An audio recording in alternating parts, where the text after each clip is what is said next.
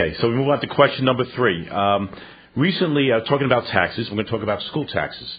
Homeowners have recently received their school tax bills, particularly if they're paying their taxes. If they have escrow accounts, they're not going to realize it until January. But recently, residents in the school districts received their school tax bill, which accounts for many people more than 2/3 of the local taxes they pay.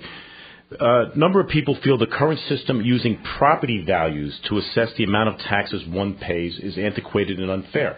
Your thoughts on the property tax being used to fund schools, and what would you propose on a state level to reduce the tax burden on those paying such a high level of school taxes? And we'll start first with Colin on that question.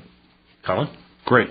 Thank you. Yes, I know just a few days ago those tax bills rolled in. I was on the radio the other day, and people were calling in and with questions, concerns, going door to door. They're bringing them out and showing up from the various different areas.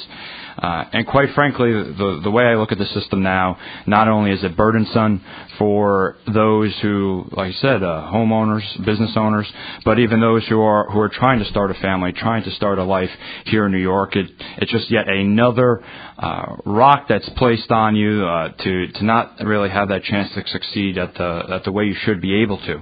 And when it comes down to it, we're not going to be able to fix this problem through Band-Aids. We've seen, one-offs or a few try to quick fixes regarding STAR, this and that, and while they have been relief, it hasn't fixed the overall problem. And it's going to have to be all options on the table type of approach to be able to reduce taxes, reduce the burden, and work with partners across the state from both parties in all areas, because this isn't just an Orange County problem.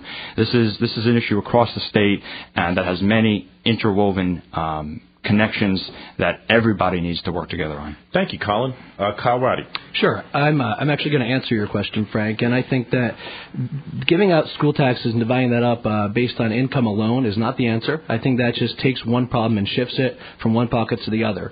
I'd be in favor of a blended approach where it comes from property income and a few other sources as opposed just to property, because the reality is, and I actually sat on the Goshen School District as a non-voting student member, so I was in these budget meetings, and it's challenging. But you have, senior citizens in these homes that the house may be assessed at a certain amount. That doesn't mean they can afford it, and it's driving people out of their homes. The real thing that we need to do is real mandate relief for our school districts, and we need to do that through getting things out like, X amount of testing every year. Testing and assessment is critical, absolutely, but I think we're at a point now where the testing costs way too much to the extent we do it, and teachers are being forced to teach to the test. We need to see school districts being able to work together and share resources better than they have been. And again, on a local level, there's only so much we can do. And I know that, local school districts, because I've talked to a lot of these people, they're working very hard to bring down costs. But without real mandate reform from the state and things like Triborough, WICS, things like that, we're not going to see that. Thank you. Colin. Well, see, we learned something that we have in common. I also served as a non-voting school member of my school board back in high school as well. So there's definitely things we can move forward on and shared experience there. Anything else on that, or school? Or we'll move on to the next question. Last, I would just say the auditing process that schools go through is also very burdensome. That's just another specific mandate that the state puts on. We need strong school auditing practices, but right now it's done every year. It drives taxes up significantly.